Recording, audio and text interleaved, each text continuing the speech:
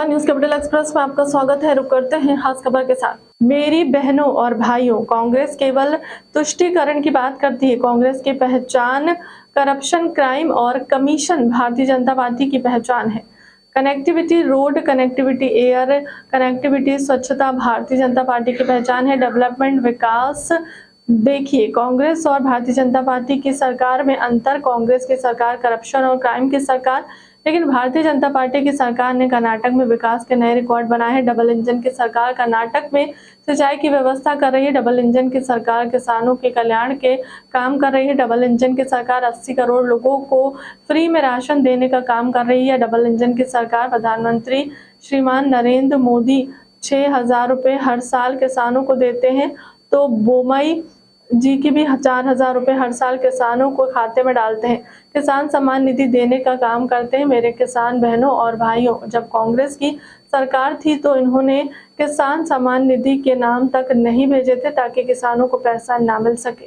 कांग्रेस केवल तुष्टीकरण की बात करती है। मेरे बहनों और भाइयों, कांग्रेस की पहचान है 3C, करप्शन, क्राइम और कमीशन। भारतीय जनता पार्टी की पहचान है connectivity road, connectivity air, connectivity. Bharatiya Janata party की पहचान है स्वच्छता, क्लीननेस। भारतीय जनता पार्टी की पहचान है डेवलपमेंट, विकास, पूंजी का निर्माण। देखिए, कांग्रेस और भारतीय जनता पार्टी की सरकारों में अंतर। कांग्रेस की सरकार करप्शन और क्राइम की सरकार, लेकिन भारतीय जनता पार्टी की सरकार ने विकास के नए रिकॉर्ड बनाए हैं। कर्नाटक में डबल इंजन की सरकार कर्नाटक में सिंचाई की व्यवस्था कर रही है। डबल इंजन की सरकार किसानों के कल्याण के काम कर रही है। डबल इंजन की सरकार 80 करोड़ गरीबों को फ्री में राशन देने का काम कर रही है। ये डबल इंजन की सरकार प्रधानमंत्री नरेंद्र मोदी जी 6,000 रुपया किसानों को हर साल देते हैं, तो बोमई जी भी 4,000 रुपया हर साल किसानों के खाते में डालते हैं। किसान सम्मान निधि देने का काम करते हैं। मेरे किसान बहनों और भाइयों, जब कांग्रेस की सरकार थी तो इन्हें किसान सम्मान निधि के नाम तक वहां नहीं भेजे थे ताकि किसानों को पैसा न मिल सके। कांग्रेस रोकती है, भारतीय जनता पार्टी जनता की सेवा करने के लिए आगे बढ़ती है। कांग्रेस के बहकावे में मत आना। आज वारंटी गारंटी दे रहे हैं कर्नाटक को। वारंटी जिनका निकला, वारंटी गारंटी दे रहे हैं और पता नहीं क्या बोल जाए राहुल बाबा। उम्र तो उनकी 50 साल हो गई, लेकिन मानसिकता है 5 साल की। कर्नाटक में ही बोल गए सारे मोदी। कोर्ट ने जब कोर्ट ने सजा सुनाई तो भटकते फिर रहे हैं, मोदी जी का नाम ले रहे हैं। कुछ सोच समझ के क्यों नहीं बोलते? समझ है ही नहीं मेरे बहनों और भाइयों। जिसमें बोलने की समझ नहीं है, बताओ वो गारंटी देने के लायक है क्या? ये झूठी गारंटी देने वाले। मध्य प्रदेश में गारंटी देने आए थे राहुल बाबा, 18 में सबका कर्जा माफ कर देंगे। जनता ने भी वोट दे दिए। पूरी सरकार नहीं बनी, अधूरी बनी, बहुमत नहीं मिला था, लेकिन 1.25 साल में कर्जा माफ नहीं किया। झूठी निकल गई तुम्हारी गारंटी। राहुल गांधी गारंटी दी थी मध्य प्रदेश में, बेरोजगार नौजवान, अनएम्प्लॉयड यूथ, उनको 4,000 रुपया देंगे। एक थैला नहीं दिया, एक पैसा नहीं दिया। अब यह गारंटी देने आ गए हैं, झूठी गारंटी दे रहे हैं। महिला को पैसा देंगे, बेरोजगार को पैसा देंगे। ये झूठे लोग हैं, याद रखना। ये कभी वादा पूरे नहीं करते। कांग्रेस के बहकावे में मत आना। आज वारंटी गारंटी दे रहे हैं कर्नाटक को। वारंटी जिनका निकला, वारंटी गारंटी दे रहे हैं और पता नहीं क्या बोल जाए राहुल बाबा। उम्र तो उनकी 50 साल हो गई, लेकिन मानसिकता है 5 साल की। कर्नाटक में ही बोल गए सारे मोदी। कोर्ट ने जब कोर्ट ने सजा सुनाई तो भटकते फिर रहे हैं, मोदी जी का नाम ले रहे हैं। कुछ सोच समझ के क्यों नहीं बोलते?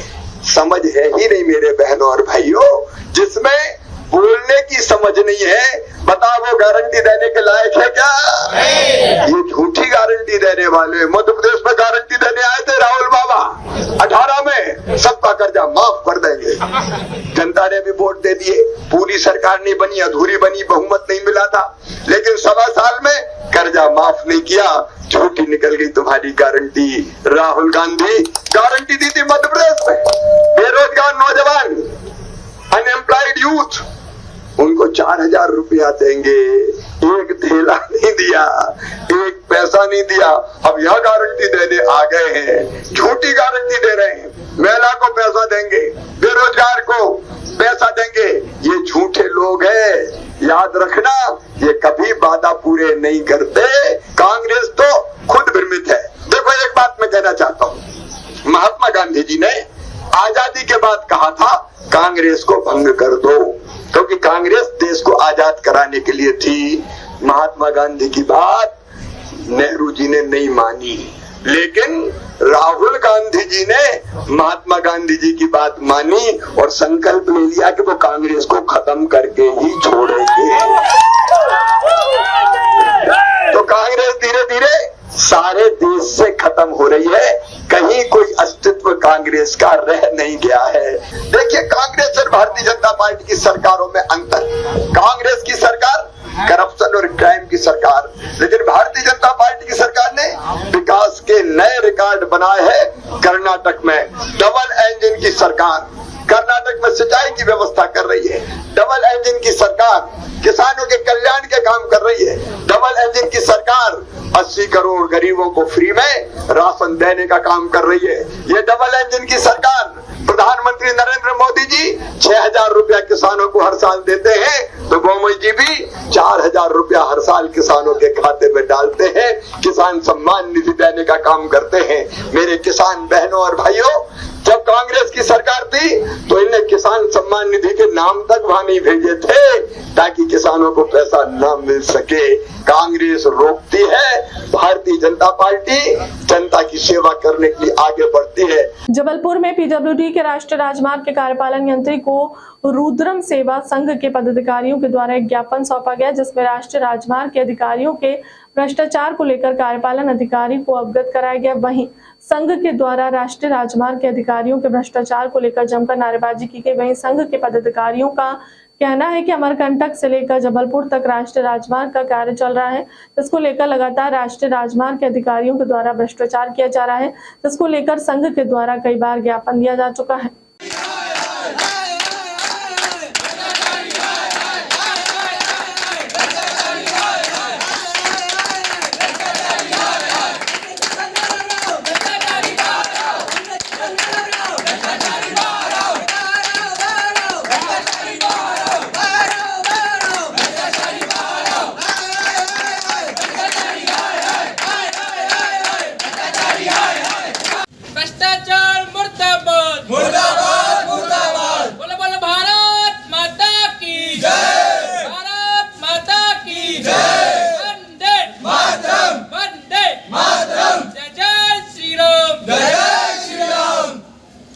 सचिव विवेक पटेल, सचिव रुद्रम सेवा संघ। आज हम सभी साथी रुद्रम सेवा संघ के जितने भी कार्यकर्ता हैं, उन्होंने कार्यपालन यंत्री में पीडब्ल्यूडी विभाग में ज्ञापन सौंपा और ज्ञापन के माध्यम से एक चेतावनी दी है कि इस विभाग में जितना भ्रष्टाचार चल रहा है उसे जल्द से जल्द बंद करें, क्योंकि भ्रष्टाचार की पराकाष्ठा को इन्होंने लांघ दिया है।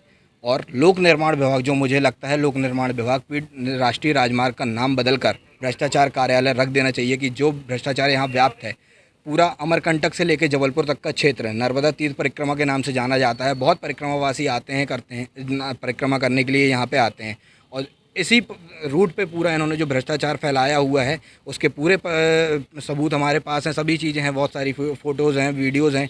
और आज जब हम ज्ञापन देने यहाँ पे आए तो जिस तरीके से इनका व्यवहार रहा है हमारे प्रति और हमारे कार्यकर्ताओं के प्रति, उससे साफ साफ स्पष्ट होता है कि पूरा का पूरा डिपार्टमेंट, जो ऊपर से लेकर नीचे तक जितने भी अधिकारी हैं, यहाँ के संभागीय अधिकारियों के बारे हैं जो भी हैं, सब भ्रष्टाचार में लिप्त हैं। इतने घंटों तक हम लोगों को बैठाल के रखा है। मतलब कोई एक जनप्रतिनिधि के अगर साथ ये स्थिति है तो पता नहीं आम जनता के साथ ये क्या करते होंगे, कितना भ्रष्टाचार ये करके बैठ चुके हैं अभी तक। अभी अधिकारी से हम लोग की बात हुई, उन्होंने बताया कोई प्रमाण नहीं दिया, आपने सिर्फ ज्ञापन दिया है। ये अभी एक चेतावनी के रूप में हमने बताया है कि आप अभी एक चेतावनी दी है कि आप रुक जाइए, जितना आपने किया है उस पर सुधार कर लीजिए। एक चेतावनी हमने दी है, और आगे अगर व्यक्ति लगता है कि ये स्थिति आती है तो हमारे पास पूरे प्रमाण रखे हुए हैं, प्रमाण के साथ भी हम देंगे और उग्र आंदोलन भी करेंगे इनके विरोध में। विवेक पटेल, रुद्रम सेवा संघ सचिव। सेवा संस्था के कुछ युवा लोग आए थे, क्या विषय था, क्या मांग थी? जो ज्ञापन में लिखा है वो नर्मदा तीर्थ क्षेत्र पर राष्ट्रीय राजमार्ग पर हो रहे भ्रष्टाचार की बात कर रहे हैं।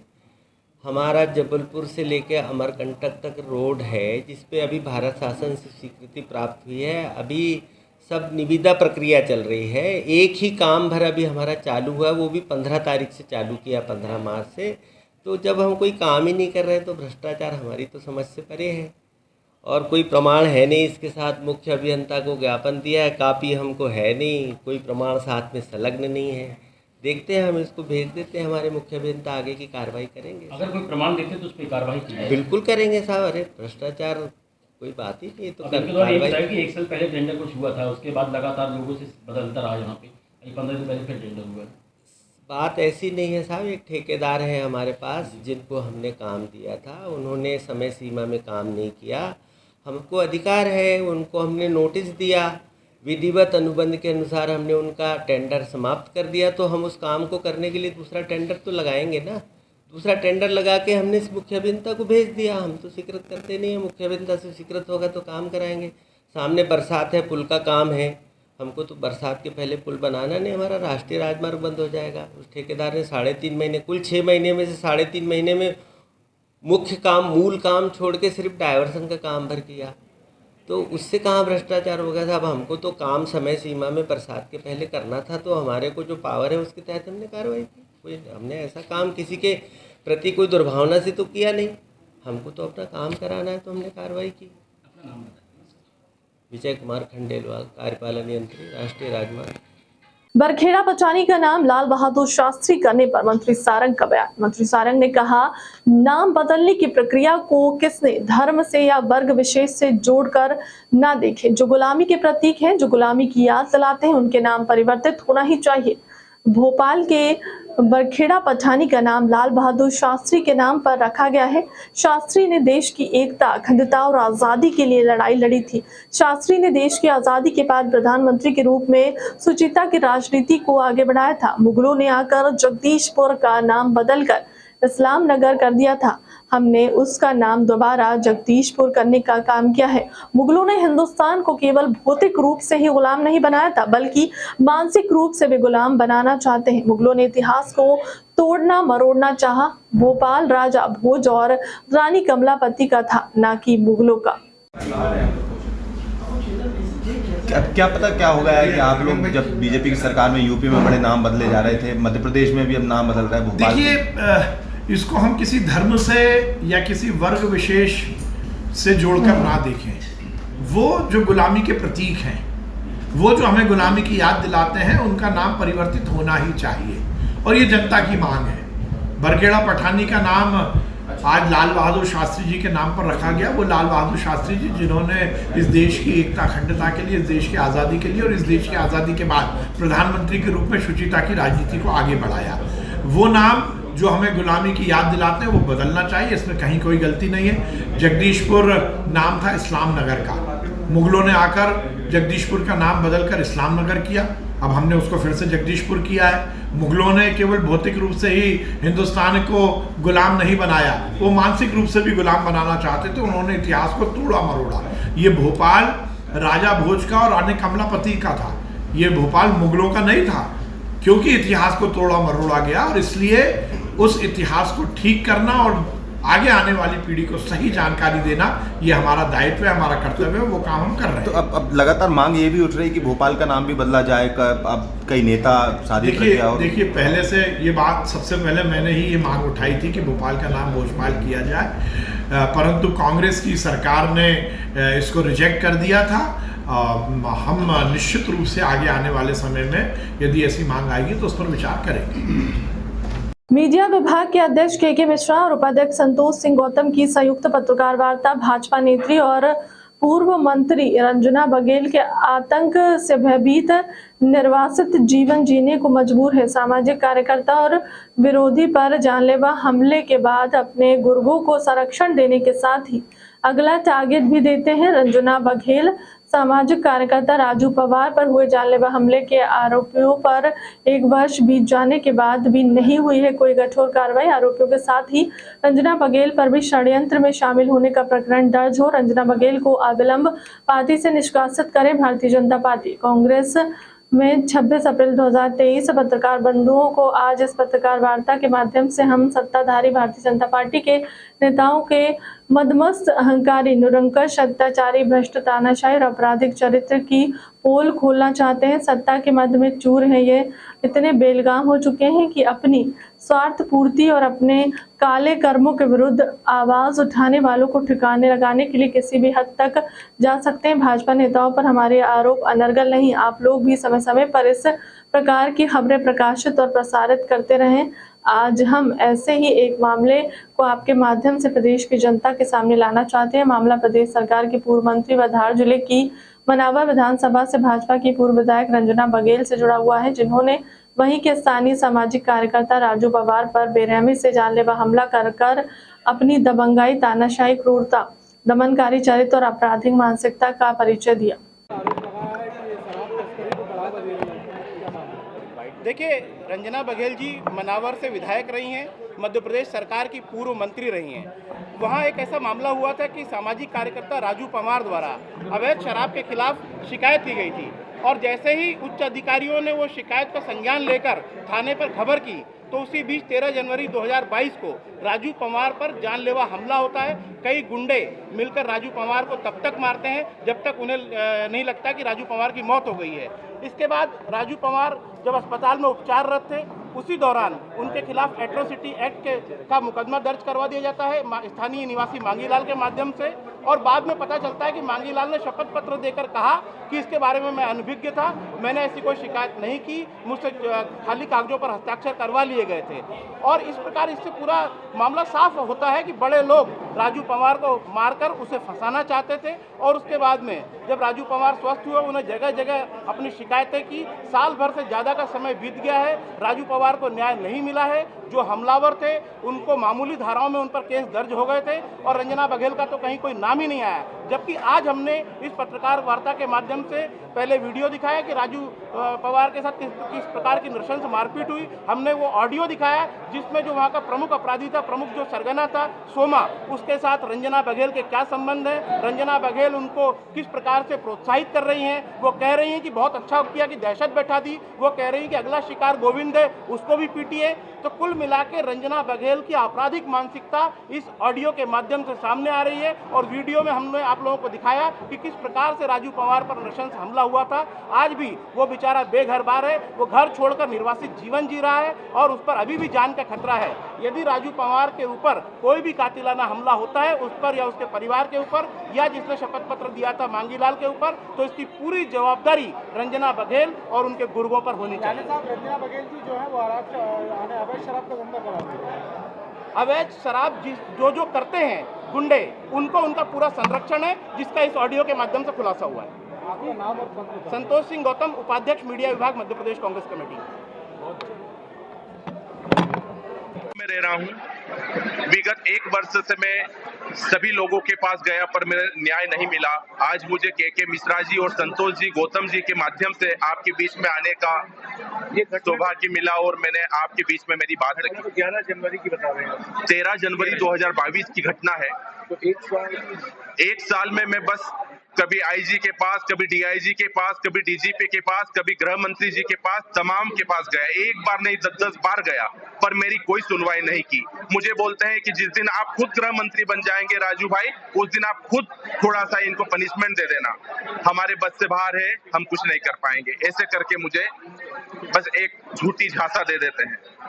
और आज योग से मुझे आपके बीच में आने और बात रखने का मुझे अवसर मिला। मैंने मेरी सत्यता के साथ बात रखी है। मैं किसी पार्टी पॉलिटिक्स में शामिल नहीं हूं, मैं एक सामाजिक कार्यकर्ता हूं, पर आज आपके बीच में आके मैंने सत्य बात रखी है।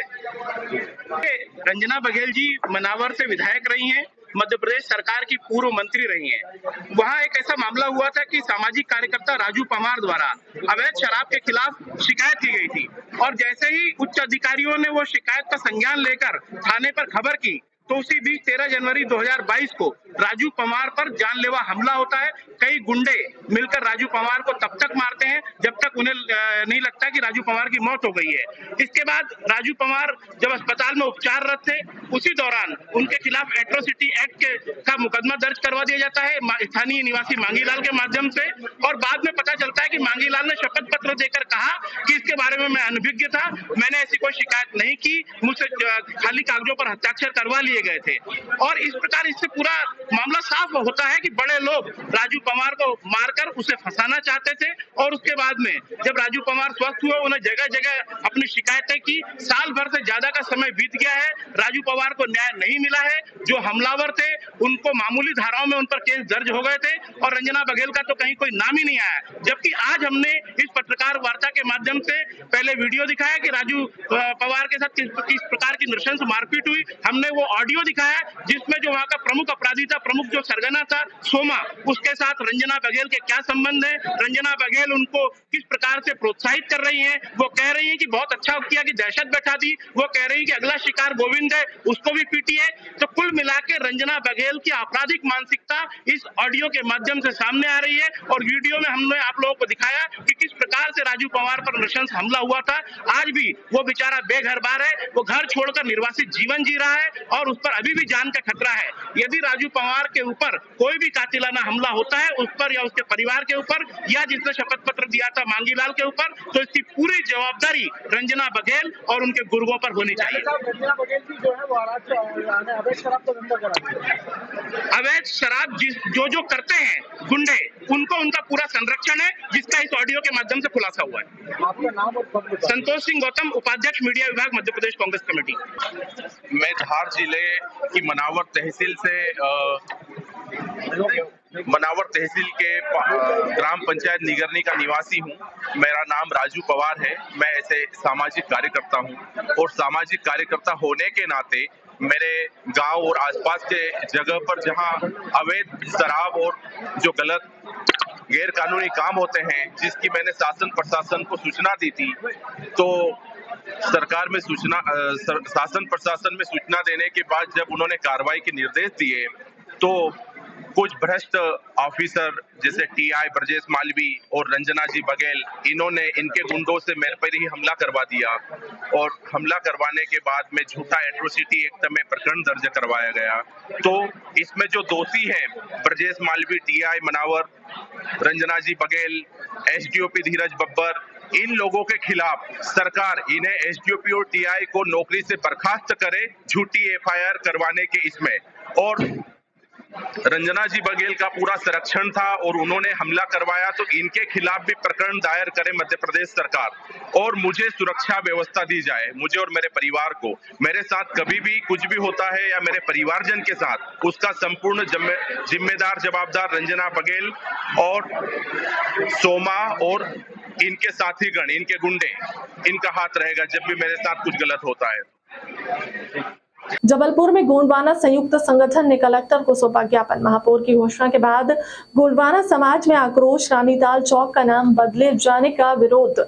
जबलपुर के कलेक्ट्रेट कार्यालय में गोंडवाना संयुक्त संगठन के द्वारा कलेक्टर सौरभ कुमार सुमन को एक ज्ञापन सौंपा गया है, जिसमें महापौर जगत बहादुर सिंह अन्नू का विरोध करते हुए आक्रोश जताया गया। गोंडवाना सहयोग संगठन के पदाधिकारियों ने बताया कि जिस प्रकार से महापौर जगत बहादुर सिंह अन्नू के द्वारा घोषणा करते हुए रानीताल चौराहे का नाम बदले जाने की घोषणा की है, उसे पूरा गोंडवाना समाज में खासा आक्रोश है। जहां उन्होंने बताया कि गोंडवाना समाज की रानी दुर्गावती ऐतिहासिक धरोहर को मिटाने की साजिश रची जा रही है। कुमार करपेती, आदर्श आदिवासी एकता दल संस्थापक, चरगांव बरगी विधानसभा, जिला जबलपुर। आज हम लोग तमाम स्टूडेंट यूनियन, गोंडवाना गणतंत्र पार्टी और मूल निवासी संघ, हम सभी लोग आज प्रदेश में तमाम संगठन हमारे ज्ञापन दे रहे हैं। और ज्ञापन का उद्देश्य ये है कि जो महापौर अन्नू जी ने जो अपने शब्द जो उन्होंने बोला था कि रानीताल को परशुराम जो चौक बनाया जाएगा, इसके विरोध में हम ज्ञापन दे रहे हैं और 2 दिन का समय दे रहे हैं। अगर 2 दिन बाद अगर हम लोग को उनके शब्द अगर वो वापस नहीं लेते हैं, तो 28 अप्रैल को हम पूरे प्रदेश के लोग यहाँ पर जबलपुर और महाकौशल में बहुत बड़ा उग्र आंदोलन होगा। इसकी जिम्मेदारी शासन और प्रशासन की होगी। यही मांग जो हमारी रहेंगी। आज कलेक्टर महोदय को ज्ञापन देने आए हैं। धन्यवाद। सुरेश कुमार करपेती, आदर्श आदिवासी एकता दल संस्थापक।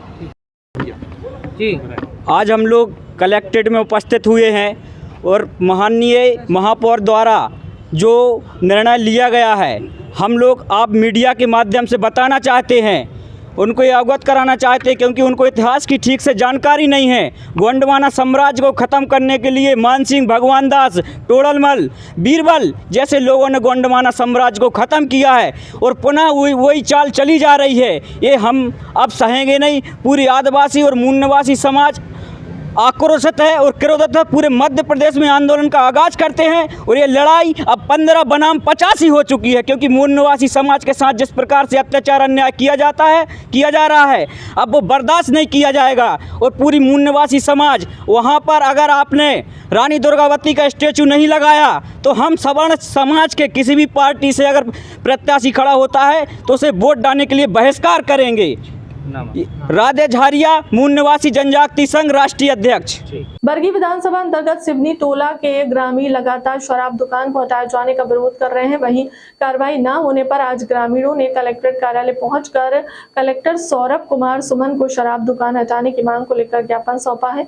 जहां ग्रामीणों का कहना है कि आबकारी की मिलीभगत से शराब दुकान संचालक के द्वारा सिवनी टोला में अवैध तरीके से शराब दुकान खोल दी गई है, जबकि शराब दुकान सिवनी टोला में स्वीकृत न होकर बरखेड़ा से हुई थी, जहां शराब दुकान संचालक के द्वारा नियम कानून ताक पर रखकर सिवनी टोला में दुकान खोली गई, जबकि महज 1.5 किलोमीटर की दूरी पर नर्मदा घाट है। जी, कहां से आए हैं? हम सिवनी टोला से आए हैं। हमें मतलब ये कलारी बंद कराना है सिवनी टोला में। क्या समस्या है? समस्या मतलब ये है कि एकदम बच्चे लोग भी परेशान हो रहे हैं और रात में आ रहे हैं, काम वाले हैं, हम लोग भी काम करते हैं, हम लोगों को टाइम हो जाता है आने जाने में, तो दारू वाले हमको गली गली मिलते हैं, बोतल शीशी ऐसे फोड़ फोड़ के रखे हैं कि हम लोग बहुत परेशान। कहाँ की स्वीकृत थी दुकान और कहाँ खुली है ये दुकान? कहाँ? गंगाई बड़खेड़ा का दुकान है जी। जी जी, और कहाँ खोल दी गई? सिवनी टोला में। कितनी दूरी है दोनों के बीच में? लगभग 15 किलो की। 15 किलो। हाँ। आप लोगों ने पहले भी शिकायतें की हैं? हाँ, वहाँ गए थे हमने दुकान, लेकिन वहाँ पे हमने शिकायत की है, लेकिन कोई सुनवाई नहीं हुआ। पुलिस भी उस दौरान पहुँची थी जब आप लोग? हाँ, पहुँची थी, लेकिन 1 घंटा बस दुकान बंद रही, इसके बाद में चालू हो गई। क्या चाह रहे हैं आप लोग? हम लोग तो बंद कराना चाह रहे हैं। नाम बताएं आपका। नाम? मेरा नाम निसार यादव है। कहाँ से आए हैं और क्या शिकायत लेकर आए हैं? मैं नानाखेड़ा पंचायत में हूँ। जो हमारे पंचायत में दुकान खोली गई है वो अवैध रूप से है। ये बड़खेड़ा 40-50 साल से वहीं खुलती थी। बड़खेड़ा का लाइसेंस है, ब्लॉक सेपरा है और तहसील भी सेपरा, ये जबलपुर में है और नर्मदा से 1.5 किलोमीटर दूरी पर। तब की शासन ने बोले थे नियम है कि 5 किलोमीटर दूरी पर, तब की 1.5 किलोमीटर दूरी पर है।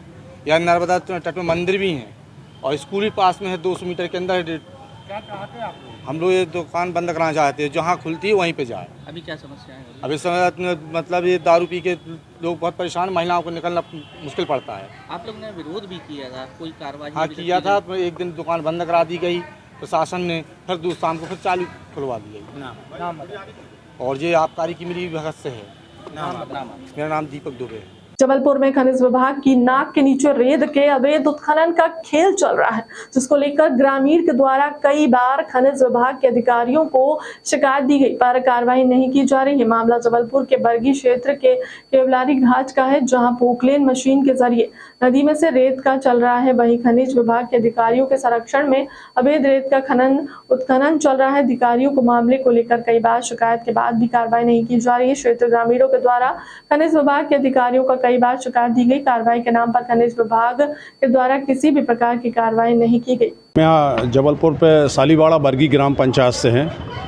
वहाँ रेत का जो केवलारी घाट है और नादिया घाट, यहाँ पे लगातार मशीनों से पिछले 1.5 महीने से रेत का अवैध उत्खनन किया जा रहा है। घाट वैध है, लेकिन इस पर रेत जो निकाली जा रही है ये अवैध तरीके से निकाली जा रही है।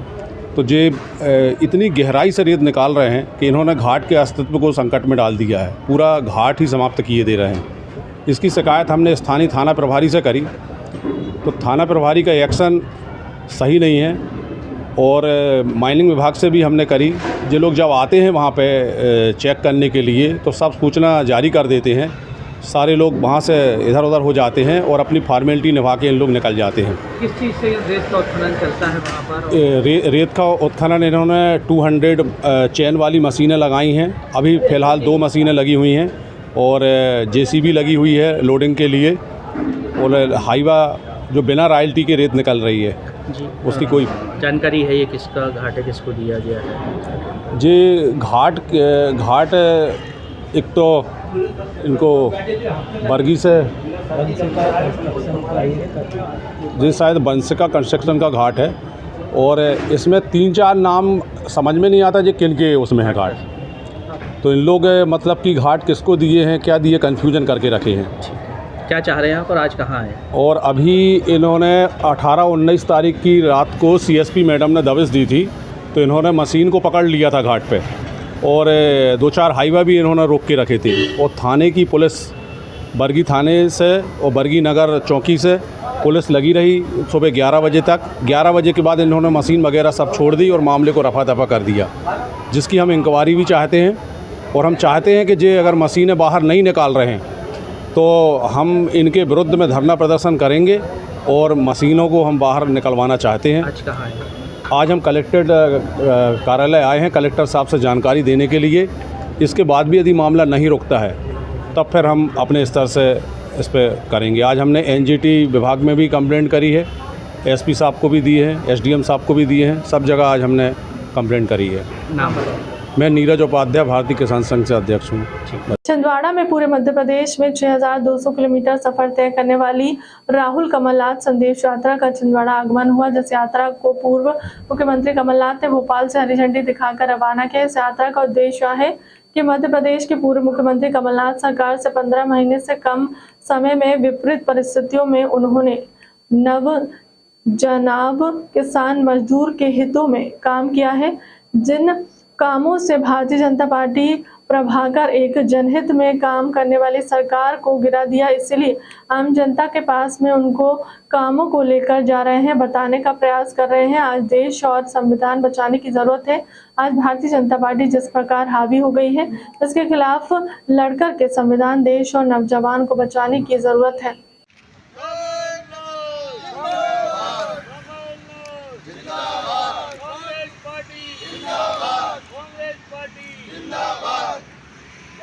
देखिए, आज मैं एक राहुल कमलनाथ संदेश यात्रा लेकर के छिंदवाड़ा आया हुआ हूँ। ये हमारी यात्रा को माननीय कमलनाथ जी ने झंडी दिखाकर भोपाल से रवाना किया था। ये यात्रा पूरे मध्य प्रदेश में करीब 6200 किलोमीटर का सफ़र तय करेगी, जिसमें हमारा 1464 किलोमीटर की पदयात्रा शामिल है। हमारी यात्रा का उद्देश्य वही है जो हमारे नेता आदरणीय कमलनाथ जी ने 15 महीना से कम समय काम करने को उनको मौका मिला विपरीत परिस्थितियों में। उन्होंने जितने जनहितैषी काम आम जनता, नौजवान, किसान, मजदूर के हित में काम किया, जिन कामों से भाजपा घबरा करके एक जनहितैषी का सरकार काम कर रही सरकार को गिरा दिया, इसलिए हम आम जनता के पास में उनके कामों को लेके जा रहे हैं और बताने का प्रयास कर रहे हैं। ये प्रयास हम सिर्फ इसलिए नहीं कर रहे हैं कि हम कांग्रेस पार्टी के छोटे से कार्यकर्ता हैं, बल्कि प्रयास मैं इसलिए कर रहा हूं कि आज हमारे देश और संविधान को बचाने की ज़रूरत है। आज भारतीय जनता पार्टी ने जिस तरह फिरका परस्त ताकतें इस देश और प्रदेश में हावी हो गई हैं, उनके खिलाफ लड़ करके हमें संविधान और देश, नौजवान को बचाने की ज़रूरत है। और माननीय कमलनाथ जी ने जितने अच्छे काम किए हैं, चाहे हर आम जनता को बताने का प्रयास कर रहे हैं, चाहे 27 लाख किसानों की कर्ज माफ़ी की बात हो, चाहे हमारे ओबीसी के साथी को 27% आरक्षण देने की बात हो, चाहे हमारे सामान्य वर्ग के साथी को 10% आरक्षण देने की बात हो, और उसके बाद उन्होंने हज़ारों गौशालाओं का निर्माण किया। तो कमलनाथ जी ने जो कहा है वो किया है, इसलिए हम आम जनता के पास जा रहे हैं कि जो कहा है उस सरकार को चुनिए, उस पार्टी को चुनिए जिसके नेता आदरणीय कमलनाथ जी के पास एक विज़न है, हर वर्ग के लिए उनके पास काम है। और फिर से जो कमलनाथ जी ने उन्होंने जो आम जनता से वचन दिया है, वादा किया है, उन वादों को लेकर जा रहे हैं कि अगर कमलनाथ जी की सरकार आएगी तो हम 500 रुपये में सिलेंडर देंगे और बाकी बचे हुए जो किसान कर्ज माफ़ी उनको आगे चालू करेंगे। मैं पवन कुमार पटेल हूँ, महामंत्री मध्य प्रदेश कांग्रेस कमेटी में और पिछड़ा वर्ग विभाग का प्रदेश कार्यकारी अध्यक्ष हूँ। देश दुनिया की तमाम बड़ी खबरें देखने के लिए बने रहे न्यूज़ कैपिटल एक्सप्रेस के साथ। नमस्कार।